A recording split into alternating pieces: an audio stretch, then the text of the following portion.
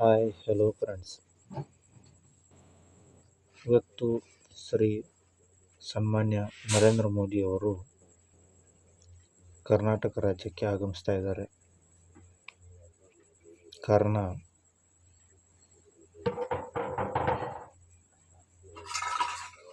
ಕರ್ನಾಟಕ ಜನತೆಯ ಓಟ್ ಕೇಳಲಿಕ್ಕೆ.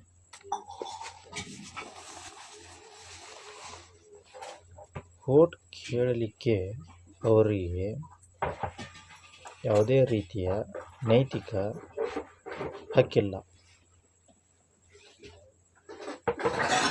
ಕಾರಣಗಳು ಒಂದೊಂದಾಗಿ ಹೇಳ್ತಾ ಹೋಗ್ತೇನೆ, ಕೇಳಿ. ಮೊದಲನೆಯದಾಗಿ ಬರ ಪರಿಹಾರ ಕೊಟ್ಟಿಲ್ಲ. ಯಾಕೆ ಸರ್, ನಾವೇನು ಅನ್ಯಾಯ ಮಾಡಿದ್ದೀವಿ?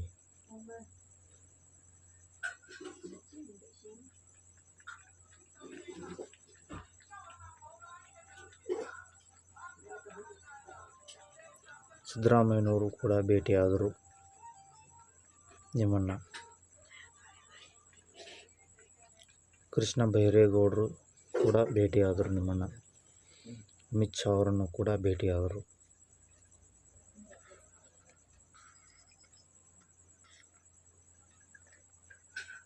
ಸರ್, ಬರಗಾಲ ಬಿದ್ದಿದೆ, ಪ್ಲೀಸ್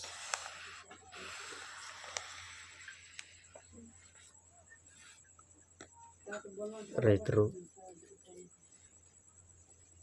ತುಂಬ ಕಷ್ಟದಲ್ಲಿದ್ದಾರೆ ಅಂತಂದು.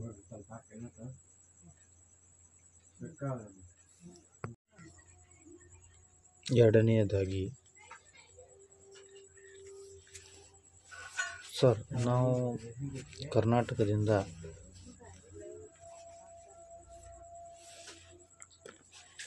ತಮಗೆ ಟ್ಯಾಕ್ಸನ್ನು ಕೊಡ್ತಾ ಇದ್ದೀವಿ. ಆ ಟ್ಯಾಕ್ಸಿನಿಂದ ನಮಗೆ ಬರ್ತಾ ಇರೋದು ಬರೀ 12 ರಿಂದ 13 ರೂಪಾಯಿಗಳು ಮಾತ್ರ.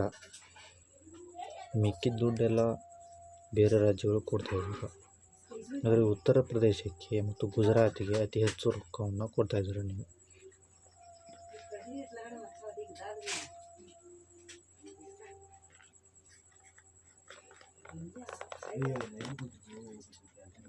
ನಾವೇನು ಅನ್ಯಾಯ ಮಾಡಿದ್ದೀವಿ?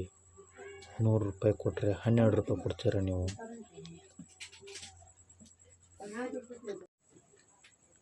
ಕಾರಣ 3, ಬೆಳೆಗಳಿಗೆ ಬೆಲೆ ನಿಗದಿಪಡಿಸ್ತೀರ ಅಂತ ಹೇಳಿದ್ರಿ ನೀವು. ಆದರೆ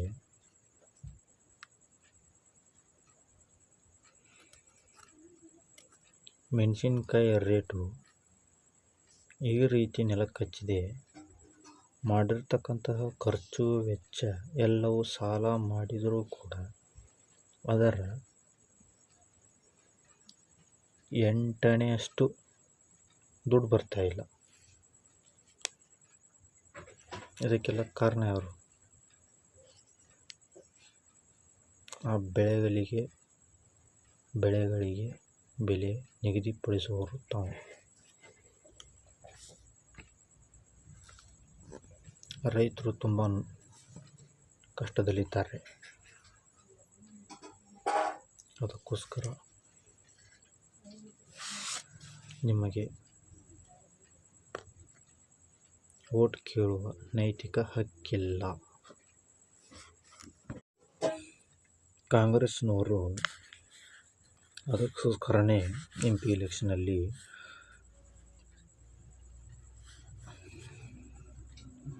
ಕರ್ನಾಟಕಕ್ಕೆ ಕೊಟ್ಟಿರೋದು ಬರೀ ಚಂಬು ಅಂಥೇಳಿ ನಿಮ್ಮ ವಿರುದ್ಧ ಪ್ರೊಟೆಸ್ಟ್ ಮಾಡ್ತಾ ಇದ್ದಾರೆ. ಕರ್ನಾಟಕದ ಜನರು ಇಡೀ ಭಾರತ ದೇಶದಲ್ಲಿ ಅತಿ ಜಾಣ್ಮೆಯಿಂದ ವೋಟ್ ಹಾಕುವ ಜನರು. ಇದನ್ನು ನೀವು ಅರ್ಥ ಮಾಡ್ಕೊಳ್ಳಿ. ಯಾರು ಕೂಡ ಇಲ್ಲಿ ದೊಡ್ಡರಲ್ಲ.